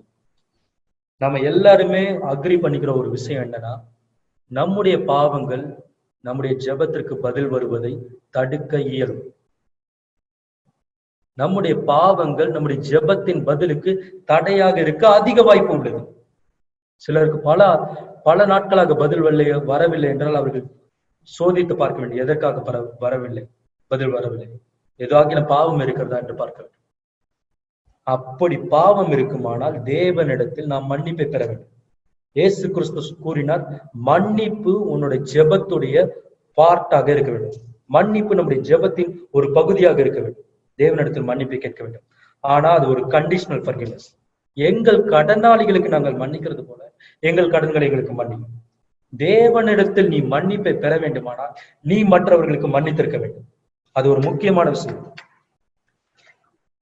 மத்தேயு 18வது அதிகாரம் 22வது. அதற்கு இயேசு, 7 தரம் மாத்திரம் அல்ல, 770 தரம் மட்டும் என்று உனக்கு சொல்லுகிறேன். உன் சகோதரனுக்கு நீ எத்தனை முறை மன்னிக்க வேண்டும்? ஒரு நாளில் எத்தனை முறை மன்னிக்க வேண்டும்? 770 முறை. இதனுடைய அர்த்தம் என்னன்னா 490 தடவை ஒரு நாளைக்கு உன் சகோதரனை நீ மன்னிக்க வேண்டும். 490 24 ஹவர்ஸால டிவைட் பண்ணீங்கன்னா 3 நிமிஷத்துக்கு ஒருக்க ஒருத்தனை மன்னிக்கணுமா? அவன் 3 நிமிஷத்துக்கு ஒருக்க தப்பு பண்றான்னா அவன் மனுஷனான்னு தோணும். ஆனா அவனை மன்னிக்கணும்னு இயேசு சொல்லியிருக்கிறார். சகோதரன் என்பது உங்க கூட பிறந்தவங்க மட்டும் கிடையாது. உங்க சபையில இருக்கிற ஒவ்வொருவரும் உங்களுக்கு சகோதர சகோதரிகள். இன்னும் அதற்கு மேலாக உங்கள் கணவனும் உங்கள் மனைவியும் உங்களுக்கு சகோதர சகோதரிகள். இன்னைக்கு வெளியே சகோதரனை மன்னிக்கிறோம், ஆனா உங்கள் கணவனை நீங்கள் மன்னிக்கிறீர்களா? உங்கள் மனைவியை நீங்கள் மன்னிக்கிறீர்களா? உங்கள் பிள்ளைகளை நீங்கள் மன்னிக்கிறீர்களா? உங்கள் பெற்றோர்களை நீங்கள் மன்னிக்கிறீர்களா? 770 முறை உன் கணவன் உனக்கு தீமை செய்தாலும் நீ அவனை மன்னிக்கிறாயா? 770 முறை உன் மனைவி தீமை செய்தாலும் அவளை மன்னிக்கிறாயா? இயேசு கிறிஸ்து கூறினார், 7 முறை மட்டுமல்ல, 770 முறை நீ அவனை மன்னிக்க வேண்டும். அப்பொழுதுதான் தேவன் நம்மை மன்னிப்பார். நம்முடைய ஜெபங்களுக்கு பதில் வரும். நம்முடைய ஜெபங்களை செய்கிற போது அதற்கு தடையில்லாமல் பதில் வர வேண்டுமானால் நம்முடைய வாழ்க்கையில் மன்னிப்பு இருக்க வேண்டும். நாம் மற்றவர்களை மன்னித்திருக்க வேண்டும். 770 முறை மன்னிக்க வேண்டும் என்று இயேசு கிறிஸ்து கூறியிருக்கிறார். அதற்கு கீழே உள்ள காரியத்தை நம்ம சுவிசேஷ பகுதியில வாசித்தோம். ஒருத்தன் 10,000 தாளந்து மன்னிக்கப்பட்டவனா போய் 100 வெள்ளிக்காசு தன்னிடத்தில் கடன் பட்டவனா மன்னிக்காம போனான். அவன் மீண்டுமாக தண்டிக்கப்பட்டான். அதை அப்படியே ரியல் லைஃப்ல எடுத்துக்கிட்டோம்னா யோசித்து பாருங்க, நம்ம எவ்வளவு பெரிய பாவிகளாக இருந்தோம் வாழ்க்கையில. நாம் எப்பேற்பட்ட மனிதர்களா இருந்தோம், எவ்வளவு அசுத்தமான மனிதர்களாக இருந்தோம். தேவன் என்னையே மன்னித்தாரானா? தேவன் நம் ஒவ்வொருவரையும் மன்னித்தாரானா? சிறிய பாவத்தை நமக்கு விரோதமாக, சிறிய கோபத்தை நமக்கு விரோதமாக செய்தவர்களுக்கு நாம் மன்னியாமற் போவது நியாயம் அல்ல. அவன் தண்டிக்கப்பட்டான் மீண்டுமாக, மன்னிக்காத அந்த மனிதன். 35வது அதிகாரம் லூக்கா 18 மத்தேயு 18:35 வசனத்தை படிப்போம். நீங்களும் அவனவன் தன் சகோதரன் செய்த தப்பிதங்களை மனப்பூர்வமாய் மன்னியாமற் போனால் என் பரமபிதாவும் உங்களுக்கு இப்படியே செய்வார் என்றார். இயேசு கிறிஸ்து சொன்ன ஸ்டேட்மெண்ட் இது, சரிங்களா? நான் சொல்லுங்க, நீங்களும் அவனவன் தன் சகோதரன், தன் சகோதரி, தன் மனைவி, தன் கணவன், தன் பிள்ளை, தன் பெற்றோர் செய்த தப்பிதங்களை மனப்பூர்வமாய் மன்னியாமற் போனால் என் பரமபிதாவும் உங்களுக்கு இப்படியே செய்வார். பரமபிதா நமக்கு மன்னிக்காட்டினா என்ன ஆகும்? இவ்வளவு மூச்சை கொடுத்து ஜெபம் பண்றதெல்லாம் வேஸ்ட், பேசாம இருந்துடலாம். ஏன்னா பதில் வராது. சிலருடைய ஜெபங்களுக்கு பதில் வராமல் தடைப்பட்டிருக்கிறதா? யாருக்கு மன்னிக்கவில்லை என்று சோதித்து பாருங்க. யாரை குறித்து உங்களுடைய உள்ளத்திலே கசப்பு நாள்தோறும் வந்து உங்களை தொட்டு கொண்டே இருக்கிறது, உங்களை அலட்டி கொண்டே இருக்கிறது என்று பார்த்து அந்த மனிதனுக்கு மன்னியுங்கள், அதை மறந்து விடுங்கள். அப்போது உங்கள் ஜெபங்களுக்கு பதில் வரும். பரலோகம் திறக்கும். பரமண்டலத்தில் செய்யப்படுகிற சித்தம் போல் உங்களுடைய வாழ்க்கையிலே தேவனுடைய சித்தம் நிறைவேறும். மற்றவர்களுக்கு மன்னிங்க. மத்தேயு 6வது அதிகாரம் 13வது வசனத்தில், எங்களை சோதனைக்குட்பட பண்ணாமல் தீமை நின்று எங்களை ரட்சித்துக் கொள்ளும். ராஜ்யமும் வல்லமையும் மகிமையும் என்றென்றைக்கும் முடியவில்லை. இது ஒரு முக்கியமான வசனம். நம்முடைய ஜெபத்தின் பகுதி, மீண்டுமாக சொல்லுகிறேன், நம்முடைய ஜெபத்தில் இது ஒரு பகுதியாக இருக்க வேண்டும். இயேசு கிறிஸ்து கூறினார், இந்த ஜெபத்தை உன்னுடைய ஜெபத்திலே செய். எங்களை சோதனைக்குட்பட பண்ணாமல் தீமை நின்று எங்களை ரட்சித்துக் கொள்ளும். ராஜ்யமும் வல்லமையும் மகிமையும் என்றென்றைக்கு முடியவில்லை. ரியல் மென் ஆர் போகி அப்படின்னு ஒரு புக்கு நான் வந்து படிச்சேன். சரிங்களா? R.D. ராபர்ட்டோ அப்படின்னு ஒரு ஆத்தர் எழுதியிருப்பார். ரியல் மென் ஆர் போகி. போகினா பிலிப்பைன் லாங்குவேஜ்ல ஜென்டில்மேன் அர்த்தம். நீ ஒரு உண்மையான மனுஷனா ஜென்டில்மேனா இருக்கணும்னா அது எப்படி அப்படின்னு சொல்லி அந்த புக்ல எழுதுது. அதுல ஒரு ஸ்டேட்மெண்ட் அந்த ஆத்தர் வந்து சொல்லியிருப்பாரு, எங்களை சோதனைக்குட்பட பண்ணாமல் தீமை நின்று ரட்சித்துக் கொள்ளும் என்ற ஜெபத்தை எத்தனை முறை ஜெபிக்க முடியுமோ அத்தனை முறை ஜெபிங்க. ஏனென்றால் வேதம் கூறுகிறது, பாரமான யாவற்றையும் நம்மை சுற்றி நெருங்கி நிற்கிற பாவத்தையும் தள்ளிவிட்டு என்று எழுதியிருக்கிறது. பாவங்கள் நம்மை சுற்றி நெருங்கி நிற்கின்றது. எவனை விழுங்கலாமோ என்று பிசாசானவன் கெர்ச்சிக்கிற சிங்கத்தை போல வகை தேடி சுற்றி தருகிறார். தேவனை நோக்கி நாம் அடிக்கடி ஜெபிக்க வேண்டும். ஈவன் நம்முடைய முக்கியமான எல்லா ஜெபங்களையும், தேவனை எங்களை சோதனைக்குட்பட பண்ணாமல் தீமை நின்று எங்களை ரட்சித்துக் கொள்ளும் என்று சொல்ல வேண்டும். சோதனை என்பது வெறும் சோதனை கிடையாது. சோதனையை நாம் ஜெயிப்போமானால், சோதனையை சகிக்கிற மனுஷன் பாக்கியவான். சோதனையை ஜெயிக்கிற மனுஷன் அவன் ஜீவ கிரீடத்தை பெறுவான். சோதனையில் தோற்கிற மனுஷனுக்கு தீமை உண்டாகிறது. ஆகியால் தான் இயேசு கிறிஸ்து கூறினார், சோதனைக்குட்பட பண்ணாமல் தீமையை நின்று எங்களை ரட்சித்துக் கொள்ளும். அவனவன் தன் சுய இச்சையினால் இழுக்கப்பட்டு சோதிக்கப்படுகிறார். தேவன் தீங்கினால் சோதிக்கிறவர் அல்ல. ஆனாலும் நாம் ஜெபித்து அதற்கு தப்பித்துக் கொள்ள வழி உண்டு. மத்தேயு 26வது அதிகாரம் 41வது வசனத்தை நாம், நீங்கள் சோதனைக்குட்படாதபடிக்கு விழித்திருந்து ஜெபம் பண்ணுங்கள், ஆவி உற்சாகம் உள்ளதுதான், மாம்சமோ பலவீனம் உள்ளது என்றார். நீங்கள் சோதனைக்குட்படாதபடிக்கு விழித்திருந்து ஜெபம் பண்ணுங்கள், ஆவி உற்சாகம் உள்ளதுதான், மாம்சமோ பலவீனம் உள்ளது. இந்த வார்த்தையை இயேசு கிறிஸ்து சொல்லும் போது அது அவரே செஞ்சுக்கிட்டு இருந்தார். கெத்செமனே தோட்டத்துல இயேசு கிறிஸ்து விழித்திருந்து, அவருடைய சீஷர்கள் எல்லாரும் தூங்கி வலிந்து விழுந்த போது அவர் விழித்திருந்து ஜெபம் பண்ணினார், சோதனைக்குட்படாதபடிக்கு. அவருக்கு என்ன சோதனை வரப்போகிறது? அடுத்த நாள் சிலுவையில் இருக்கும்போது நீ தேவகுமாரன்னா இறங்கி வான் சோதிக்க போறான். அடுத்த நாள் சிலுவையின் பாடுகளை சகிக்கும் போது அவருடைய ஆக்ரோஷம் வந்து எல்லாரையும் அழிக்கும்படியாக அவருக்கு சோதனை வரப்போகிறது. தேவனுடைய திட்டத்தை நிறைவேற்றுவதற்கு தடையாக பிசாசு அவரை சோதிக்க போகிறார். சோதனைக்குட்படாதபடிக்கு விழித்திருந்து ஜெபம் பண்ணுங்கள் என்று இயேசு கிறிஸ்து கூறினார். அவர் தான் அந்த காரியத்தை செய்யும் போதே தன்னுடைய சீசர்களுக்கு போய் சொல்லுகிறார், விழித்திருந்து ஜெபம் பண்ணுங்கள். இன்னும் எவ்வளவு நேரம் தூங்குவீர்கள்? நாம் இன்னும் எவ்வளவு நேரம் தூங்கிக் கொண்டிருக்கிறோம்? தேவனுடைய சித்தம் நம்முடைய வாழ்க்கையில் நிறைவேறும்படியாக நாம் விழித்திருந்து ஜெபிக்க வேண்டிய அவசியத்தில் இருக்கிறோம். நாம் விழித்திருந்து ஜெபிக்கும் போது தேவன் பதிலை தருகிறவராய் இருக்கிறார்.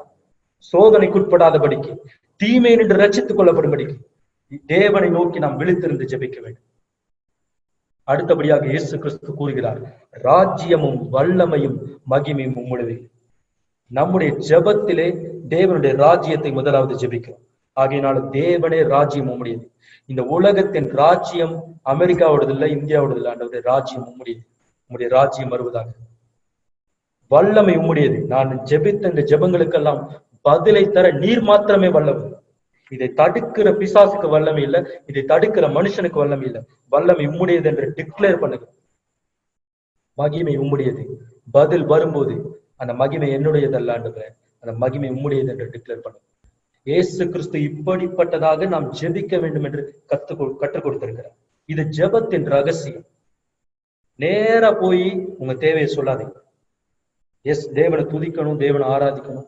ஆனா நீங்க போன உடனே தேவனுடைய ராஜ்யத்துக்காக, அவருடைய நாமம் பரிசுத்தப்படும்படியாக ஜெபித்து, அவருடைய ராஜ்யத்துக்காக நீங்க இருக்கிற பட்டணத்துல, நீங்க இருக்கிற சமுதாயத்துல இயேசு கிறிஸ்துவை ஜனங்கள் அறிந்து கொள்ள வேண்டும் என்று ஜெபியுங்கள். சுவிசேஷத்துக்கான வாசல்கள் திறக்க வேண்டும் என்று ஜெபியுங்கள். உங்களுடைய சொந்த பந்தங்கள், உங்களுடைய கணவன், மனைவி, பிள்ளைகள் ரட்சிக்கப்பட வேண்டும் என்று ஜெபியுங்கள். அவருடைய ராஜ்யம் வர வேண்டும் என்று ஜெபியுங்கள். அவருடைய சித்தம் இந்த பூமியிலே நிறைவேற வேண்டும் என்று ஜெபியுங்கள். நாம் ஜெபிக்கும் போது அவர் பதிலை கொடுக்கிறவரா இருக்கிறார். மனிதன் ஜெபிக்காமல் தேவன் இந்த பூமியில் ஒன்றும் செய்ய மாட்டார். தேவனுடைய ராஜ்யம் வர வேண்டும், அவர் மீண்டுமாக வர வேண்டும் என்றால் நாம் ஜெபிக்க வேண்டும். நாம் ஜெபிக்கும் போது தேவனுடைய ராஜ்யம் வரும். நாம் ஜெபிக்கும் போது ஜனங்கள் ரட்சிக்கப்படுவார்கள். குருடர்களுடைய கண்கள் திறக்கப்படும். சப்பானிகள் நடப்பார்கள். குஷ்டரோகிகள் சுத்தமாவார்கள். மரித்தவர்கள் உயிரோடு எழுந்திருப்பார்கள். நாம் ஜெபிக்கும் போது, அவருடைய ராஜ்யத்துக்காக ஜெபிக்கும், அவருடைய சித்தத்திற்காக ஜெபிக்கும் போது, அப்படியாக நாம் ஜெபித்து விட்டு நம்முடைய காரியங்களுக்காக இயேசு சொன்ன பேட்டர்ன் படி நம்ம ஜெபித்தோமானால் இவைகள் எல்லாம் நீங்கள் வேண்டிக் கொள்ளுகிற பொருளாதாரம் உடல் சுகம், ரட்சிப்பு, மற்ற எல்லா காரியங்களும் உங்களுக்கு கூட கொடுக்கப்படும். ஆனால் அந்த ஜெபத்திற்கு பதில் பெற வேண்டுமானால் நீங்கள் மற்றவர்களுக்கு மன்னித்திருக்க வேண்டும். ஆகவே தேவனும் உங்களுக்கு மன்னித்திருப்பார். சோதனைக்குட்படாதபடிக்கு நம்முடைய ஜெபத்திலே நாம் தேவனை நோக்கி ஜெபிக்க வேண்டும். அப்படி ஜெபிக்கும் போது கர்த்தர் சோதனை நின்று கர்ச்சிக்கிற சிங்கம் போல பல் உடைக்கப்பட்ட, தலை நசுக்கப்பட்ட அந்த பிசாசின் வஞ்சனையிலிருந்து தேவன் நம்மை காப்பாற்றுவார். நம்முடைய ஜெபங்களுக்கு பதில் வரும்போது ராஜ்யத்தையும் வல்லமையும் மகிமையும் நாம் தேவனுக்கு செலுத்துவோம். இப்படித்தான் ஜெபிக்க வேண்டும். இதுதான் இயேசு கிறிஸ்து கற்றுக் கொடுத்த pattern. It's not a service ending prayer. It's a prayer. It's a secret of the prayer which brings answer to our prayers. ஆகையினால் அந்த ஜெபத்துடைய பேட்டர்னை உங்களுடைய ஜெபத்துல ஃபாலோ பண்ணுங்க. இயேசு கிறிஸ்து சில நாட்களுக்கு முன்பாக எனக்கு கற்றுக் கொடுத்தார். அந்த நாள் முதல் இன்று வரை என்னுடைய ஜெபத்தை நான் இப்படித்தான் செய்கிறேன். கர்த்தர் வாழ்க்கையை மாற்றிக் கொண்டிருக்கிறார். உங்களுடைய வாழ்க்கையை தேவன் மாற்ற வல்லவராயிருக்கிறார். அவர் சர்வ வல்லமையுள்ள தேவன். மற்றவர்கள் பார்க்க வேண்டும் என்று ஜெபிக்காதுங்க. அஞ்ஞானிகளைப் போல வீண் வார்த்தைகளை அளப்பாதிருங்கள். பொருத்தனைகளை யோசித்து செய்யுங்கள். இல்லாவிட்டால் பொருத்தனைகளை செய்யாதீர்கள். பொருத்தனைகளை செய்வீர்கள், ஆனால் அதை நிறைவேற்றுங்கள். அந்தரங்கத்தில் பார்க்கிற உங்கள் பிதாவை நோக்கி முழங்காற்படிட்டு அவரை நோக்கி ஜெபம் பண்ணுங்க. ஜெபத்திற்காக கண்ணை மூடும் போது பக்கத்துல இருக்கிறவங்களை உள்ளத்துல பார்க்காது, தேவனை பாருங்க. கர்த்தர் ஜெபத்திற்கு பதிலளித்துவார். நீங்கள் ஜெபிப்பதற்கு முன்பாகவே அவர் உங்களுடைய தேவையை அறிந்திருக்கிறார் என்ற உணர்வுடன் ஜெபியுங்கள். அப்படி ஜெபிக்கும் போது உங்களுக்கு பதிலா எளிதாக வரும். தேவனுக்குரிய கனத்தை ஜெபத்திலே கொடுங்க. கர்த்தர் நல்லவராயிருக்கிறார். இந்த வார்த்தைகளை தேவன் ஆசீர்வதித்து நம்முடைய உள்ளத்திலே நல்ல நிலத்தில் விதைக்கப்பட்ட விதையை போல விதைத்து நமக்கு பதிலை தருவாராக. கர்த்தருடைய நாமத்திற்கு மகிமை உண்டாவதாக.